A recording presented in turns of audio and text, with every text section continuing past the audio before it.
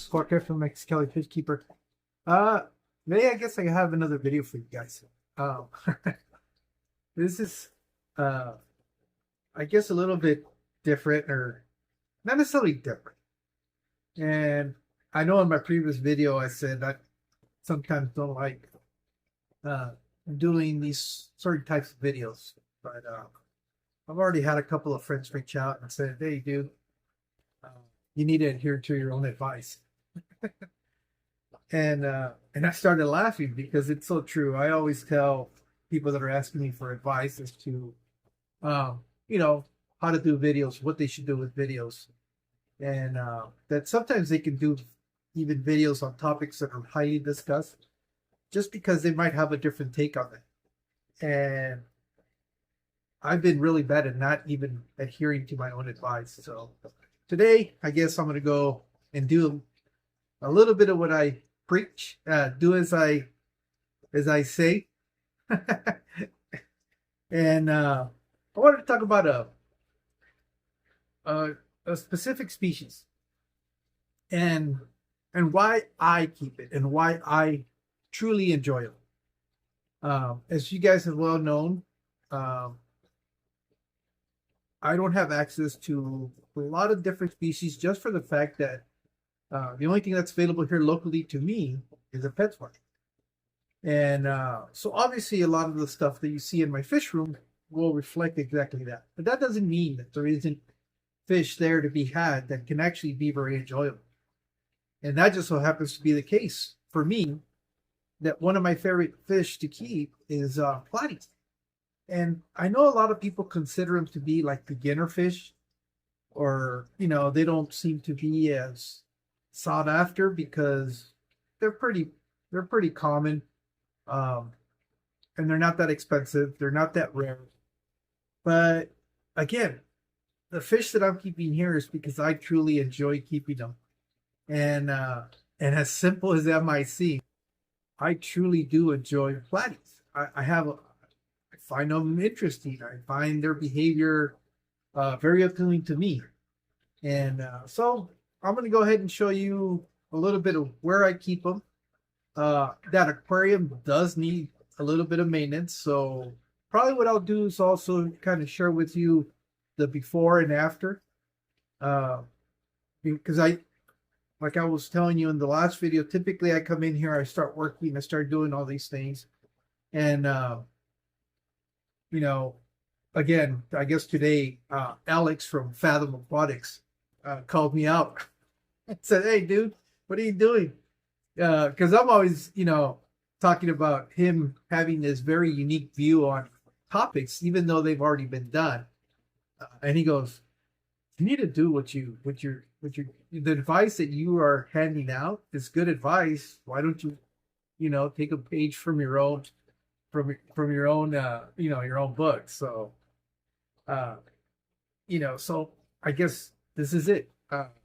Welcome to the video of why I like to keep platies. So let me go ahead and turn the camera around so you guys can see what I'm talking about. Okay, this is a 20-gallon tall. And as you guys can see, this is where I keep my platies. I don't know how many I have in here. I started out with, I think my original group was like 6 of them that I bought.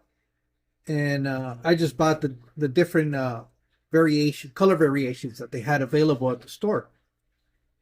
And you can quickly see why these are some of my favorite fish.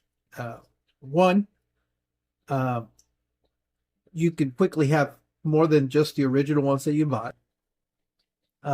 Two, there's so many different color variations. Let me get you a little bit closer so you guys can see some of those variations that are happening. You can get them where they look blue, they look like they have spots all over them. You know, some bright oranges. It's just the coloration on these fish is something that I find very appealing. The other thing is they're sturdy. They're pretty durable. They're, you know, they can be kept in different parameters. obviously the hardness is something that's important for all live bears. Uh, but unless you're really trying to breed a lot of them, you can pull off probably not having uh, like super hard water for these guys. And if that's the case, you can also supplement your water um, by adding, calcium or, wonder shells or something like that, a product like that that'll help you uh, harden your water. They have a wide range of pH that they can be in. As you can see, they're very active. They're basically swimming all over the water column. They can be in the middle, the top, the bottom, which makes them very entertaining. And, those are really the reasons why I like them. And then I really do like the body shape. Uh, and they're easy to distinguish between the males and the females. So that also makes it very, very appealing, especially somebody that's trying to have a little bit of experience of trying to breed a species of fish. Live bears are usually a very good species to start with because it's pretty straightforward as far as being able to distinguish between males and females. I know people freak out because they look at this aquarium and they go, it's way overcrowded. Well, this is the way it's always been. Now, there is such a thing as, where they'll eventually stop, it'll self-regulate. The population in here will eventually, some of these guys will die off, and then you have the new fries come up. I don't really mess with it too much. As you can see, it's heavily planted and it's overgrown. So that's one of the issues that I'm going to address before that's why I wanted to do this before I get started. And all I'm really going to do is I'm going to remove some of the hornwort. I don't want to take it all out because hornwort is really one of the things that allows me to have this dense of population and the fish not eating all the fry, because it gives the fry an opportunity to be able to hide within those needles of that hornwort.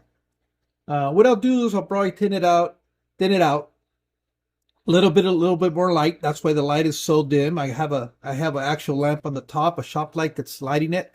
But because there's so much on the top between the duckweed and the plant that you really can't appreciate the inside of this aquarium. I got to clean the glass. I haven't done that. I just did some water changes yesterday. So I need to address that. I need to remove all this veil that's up here in the front. And what I'm going to do is I'm just going to move it to the back. Again, that'll give fry like this guy right here an opportunity to be able to grow out because they'll have somewhere to hide. And as you can see, a lot of these plants in here are very basic, very simple. You can see some fry down in here. So there's a constant population. And it'll reach what a friend of mine calls critical capacity, and then they just kind of stop breeding because there's just too many of them. And then as they start dying off, the breeding cycle picks up again. So I just wanted to show this out to you, kind of show you, talk a little bit about these guys. If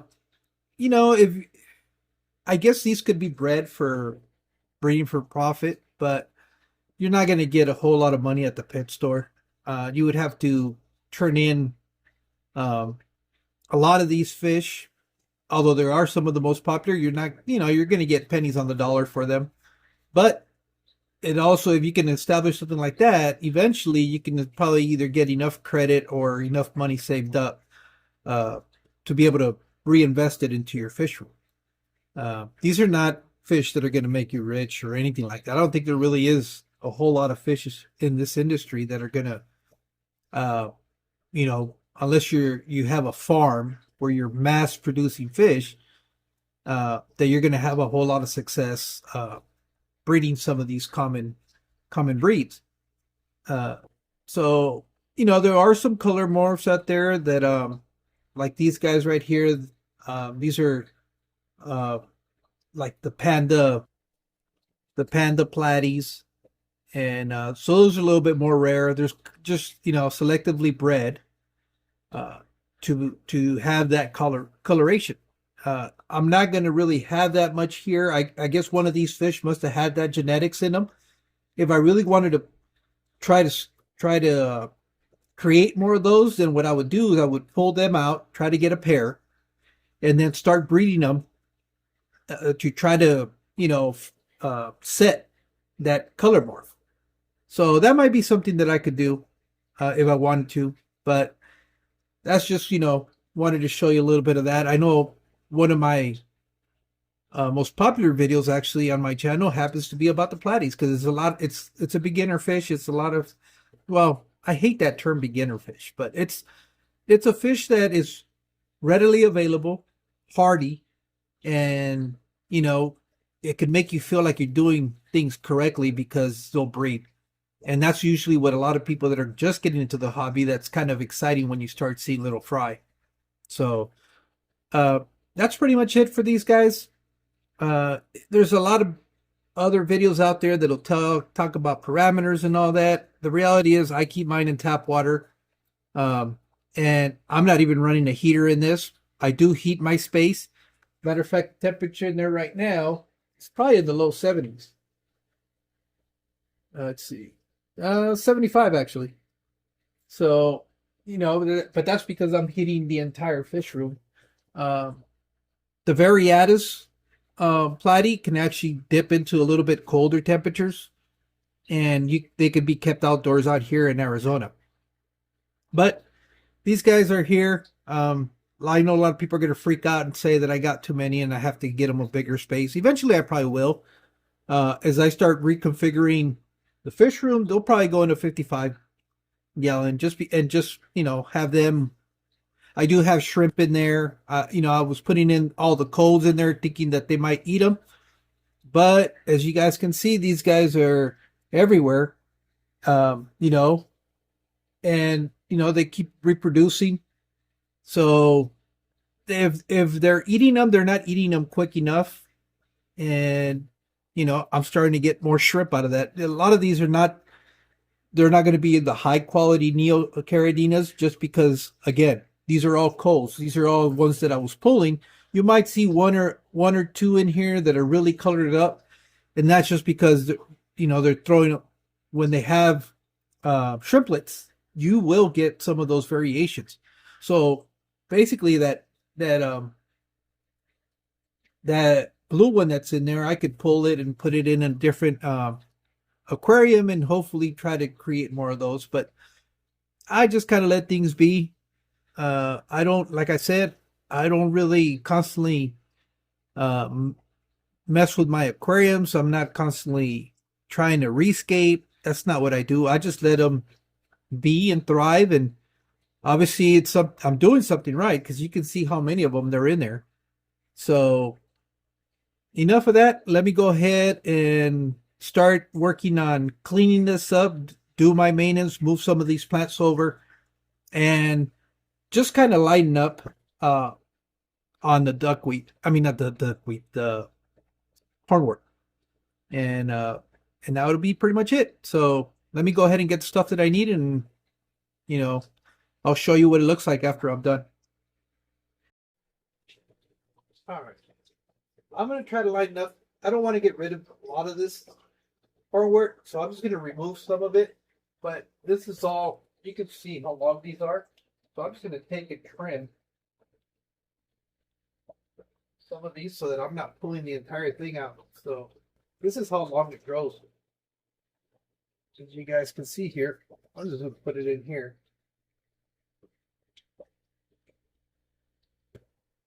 Just by removing that, you can see how much more light I'm getting in here.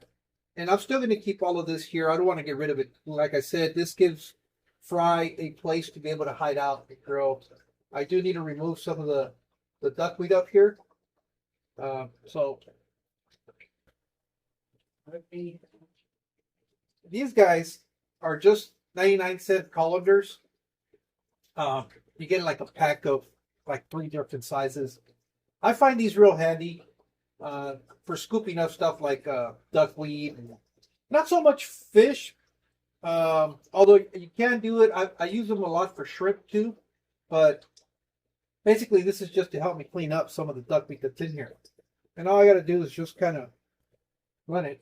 There's so many shrimp in here that I got to be careful though. That when I go in there and start pulling some of the duckweed out, I'm not bringing some of these shrimp in here. Although I'm not as concerned with the shrimp in here because, again, these are just cold and the colors are mostly just like the wild type, almost clear. And but so what I'll do is I'll take it, like you see here, and I'll kind of give it a quick glance over, and then I do have an aquarium that I'll put this in because it's my goldfish will eat all of this. So let me go ahead and just dump this in there. And continue to do some of the removal. Just kind of got shrimp in there. And as you can see, the more of this stuff that I remove, the more light you'll start seeing, you know, into the aquarium, which is good because you get it too dark, and then some of the plants are not thriving as much because they're not getting the lighting that they need. And again, I don't use any special types of lights. They're just regular shop lights that you can buy at most stores. Nothing expensive. Mine, I think I only paid like 14. For most of them, I think I only paid $12 because I got them on a sale over the holidays a few years back. But I think regular price you see them now is under $20, just to be, you know, on the safe side of the pricing of this. But, and that's all I'm doing. And periodically checking. I see that there's some shrimp in here. I'll just manually remove it. Believe it or not, sometimes these guys will hitchhike into the goldfish tank, and they manage to survive because I've done water changes, and it surprises me that there's still some of these shrimp in there. So, okay, that's pretty close. All right, so that's that. Looking for a towel. Kind of wiped out the glass a little bit. I still have to. Right now, when I start moving some of the valve back, it's going to get more moisture on the glass. Just so that at least you guys can see what it is that I'm doing. Now, let me go grab my tool. Be able to do. I have a set of, I guess it's like an aquascaping tool set. Not very expensive, inexpensive. One of the things that I was able to get for Christmas. Originally, I was using some reptile thongs. These that are over here. These right here. But the problem is that I wanted to get something that had a finer tip. Because these wide tips sometimes make it hard to keep the plants in the ground. Because it's just too much. So I really like these right here that are a little bit more narrow.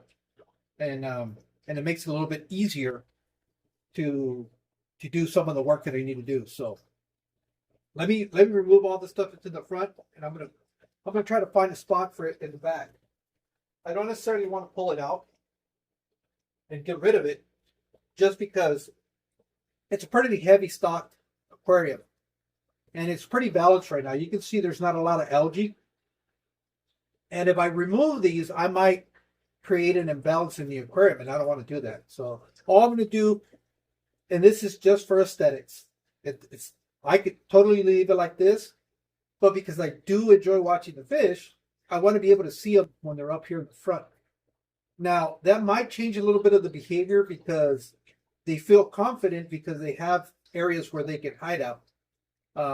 So it'll be interesting to see if that dynamic really changes a whole lot. But let me go ahead and just remove this, the stuff that's up here in the front. And more than likely, it's just one plant that's got a bunch of runners.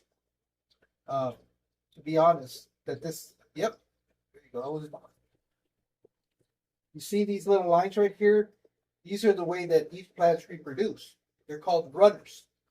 And they'll send one after another. So this is like a whole chain of plants that are all kind of the same plant. And I'll show you right here what I'm talking about. That one snapped, but this is pretty much it. You know, this is what happens. This is the way they reproduce. So now what I'll do is I'll just take these and reinsert them in the back because I want to keep them in there. And all I do is on these, I'll just for sake of ease of putting them in the aquarium, I'll just take them and separate them and then find a spot where I can insert the root. There you go. Simple as that.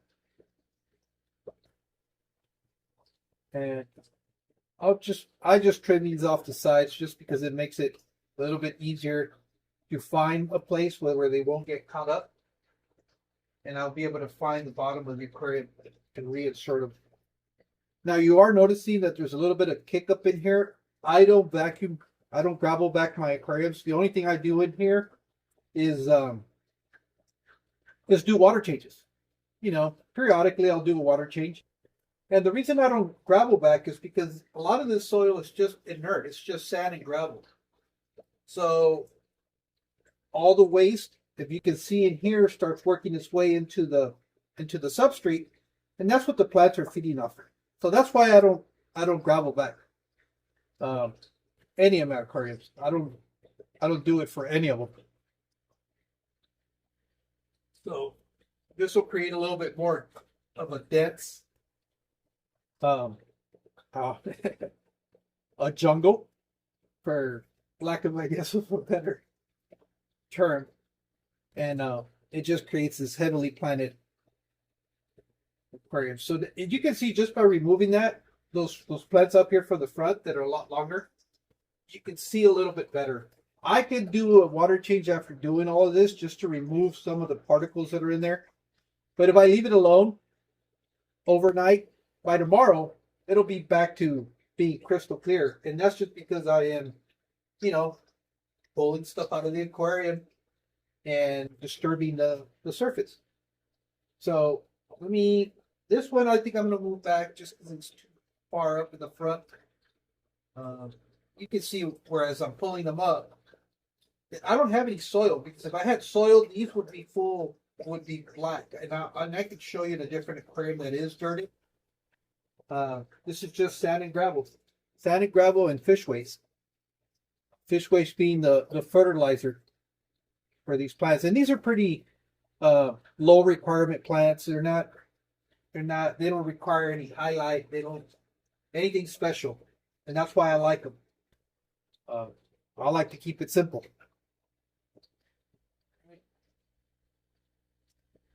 And that was pretty much it. Some of these plants these are some of the remnants of the hornwort that I cut. I don't throw my plants away. I have buckets here where I'll put a lot of these plants and then I'll repurpose them. Stuff that I find floating up at the top, I'll just replant. I guess at one point there was guppy grass in there. I'll put that in there. And I think that's going to be pretty much it. I could remove these. Yeah, let's do that. So when this clears up, you guys get a clear view.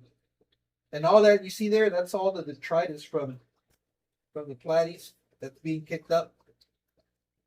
I'm not worried about that. It's all going to settle back down. The corners tend to trap a lot more of that stuff. But like I said, that's what you want to see in your plants, are these bright white roots, because that means they're healthy roots. So, you know, that's what I do in my fish room. Like I said, I don't like to overcomplicate things. The more I do this kind of stuff, the less time I have to enjoy it. So I'm a believer in having to do as little as possible to have more time to enjoy my fish room. Looks like that's some sort of corkscrew. Now, these little ones are a little bit shorter. We can plug up here in the front. And I think I am going to do a quick water change just to get rid of some of the smaller particulates and hopefully be able to give you a look as to what it will look like once it clears up, so you can get a better appreciation for it. That's pretty much it. I mean, it's just I I guess jungle bell is like one of my favorite plants because it doesn't take a whole lot to make it look like you know what you're doing. Even though I don't know anything about what I'm doing, but it just kind of makes me look like I know how to scape an aquarium, stuff like that. I could go ahead and trim these if I wanted to. Let's do that. And what I do is I'll trim them and then replant them to try to make more of a dense area. And if I do that here, what it's going to allow is another hiding area for the smaller fish to be able to hide out and be able to get away from the bigger fish and avoid being eaten.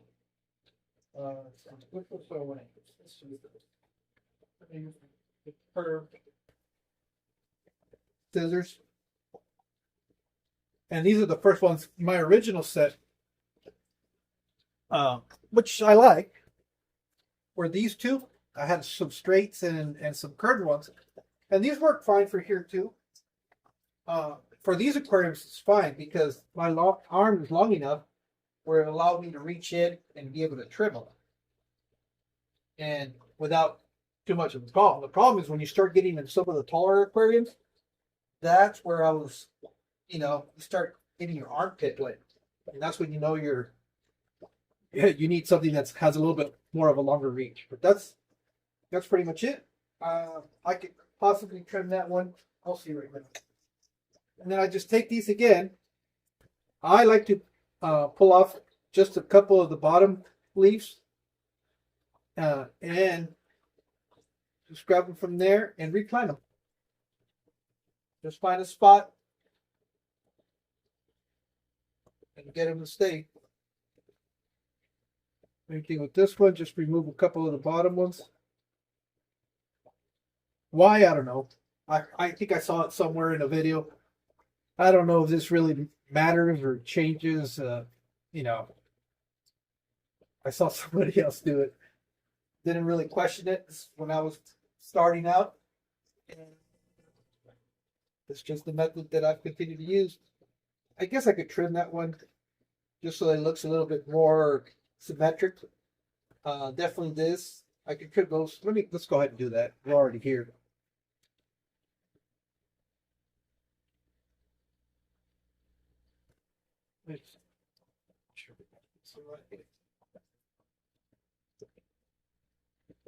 And now what I do when I try to trim these out, I don't always practice this, but suggestion is that you find the nodes and you try to cut as close as you can to those nodes. I'm going to be honest with you. I cut half the time, not even really paying attention to where that is. Because at the end of the day, that's really going to go in there. I guess it would matter for the top part. The part that still remains at the top. But I haven't found that it really changes too much. The plants will grow. What did I do with that other focus?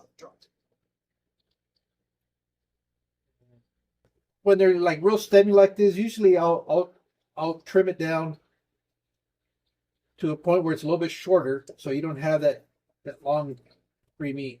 And these are all little new roots that are growing out. I guess if I really wanted to, I could probably cut it here and get a few more plants, but that's fine. It's not gonna. There's plenty of plants in there. So there you go. Replanted those in there. Only one left is this one over here. So,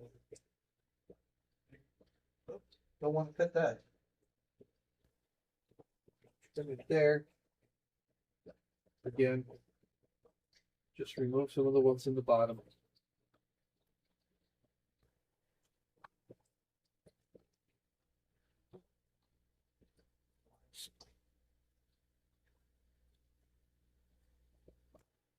There we go. So that would be pretty much it as far as removing plants. Now I just need to wipe it down. Make sure the glass is clean. It's got a little bit of algae on the inside right here.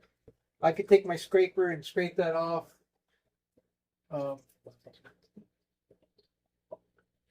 See, I was using it on the acrylic, so it has a plastic blade. Yeah, it's working. I just have to scrape a little bit harder. And after this, if I wanted to, I could do a water change just to get rid of some of the smaller particulates, or I could just leave it alone. Now, what I'm not going to do, well, I have two options. I can either do that and to remove some of those particulates, or the other thing is, because I haven't done maintenance on the sponge filter, I could take that sponge filter, squeeze it out so it gets rid of a lot of the captured particles that are in there, and that will by the morning clean it up. So because I did a water change maybe about 4 days ago, I think I'm gonna just pull the sponge filter out and give it a squeeze and then put it back in there, and that should help expedite the cleaning. I don't do a whole lot of doing filters on these things, maintenance on them on a regular basis. Most of mine get really saturated. One of the things you are going to notice when I put it back in there, it's going to release a little cloud of that extra foam. I don't think I've ever gotten these 100% clean, nor do I care to get them 100% clean. That's a lot of you want to keep some of that beneficial bacteria on the sponge, although it's living in the sponge. But some of that foam on there, squeeze it out real quick, put it back in here again. Put the weight down on it and put it back in its place. Now this is the part that I don't really like too much because I got to find the exact spot where it was at.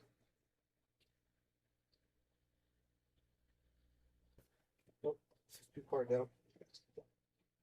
This is just a little splash guard that I made for this. Just because get all those bubbles coming up to the surface. I've seen what you did notice, you see the increase how much more bubbles I'm getting out of that, and that's just because I squeezed out that sponge filter, so it was a little bit dirty. But it's not gonna. It wasn't dirty enough where it wasn't doing its job. Plus, you got to remember, beneficial bacteria grows not only on the sponges, but you have it all over the glass surface. You have it in the rocks. You have it in the gravel. So I'm not. I could literally run this without a sponge filter in here, and I think it would still be fine.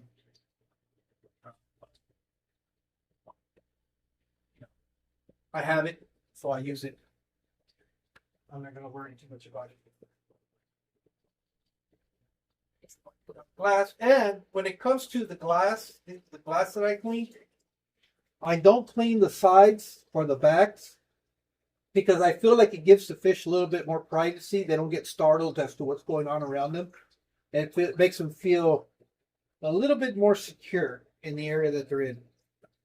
But that's it. That's pretty much it. I'll come back and film this probably in the morning once all that stuff has settled down. The filter will start cleaning that up in a couple of hours. I could probably come in here and you'll see that there's a lot less debris in there than what you're seeing now.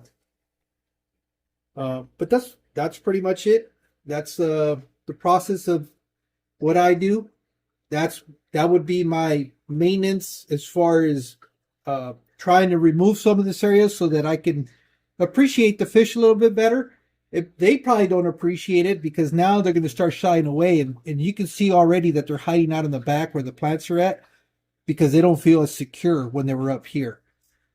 So in reality, this was a selfish move. And I say selfish because I want to be able to enjoy them and see them.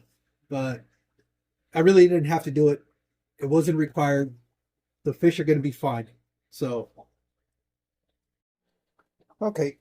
As I told you guys earlier that I was going to go ahead and show you guys once it started clearing up what the aquarium was going to look like. So this is what it's starting to look like. This is about 3 hours since I started doing some of the maintenance. It's still not as crystal clear as it's probably going to get, but you can get a pretty good idea. Uh, and as you guys can see, you can appreciate the fish a little bit more. You can see how active they are. Well, that's pretty much it. As to why I keep platies, like I said, I like them. I enjoy them. I like the coloration on them. They're hardy fish. Uh, you know, you can have more relatively easy, which is, I don't know anybody that keeps fish and doesn't get excited when you look in there and you see baby fish in there. So to me, that's why I keep them. I think they're cool. I like them. I know a lot of people are like, oh, that's a basic fish. Well, you know, to each their own. But with that being said, thank you. I'd really appreciate it if you guys really like this. Let me know. These are not the type of videos that I usually do because I feel there's so many people out there that do it much better than me.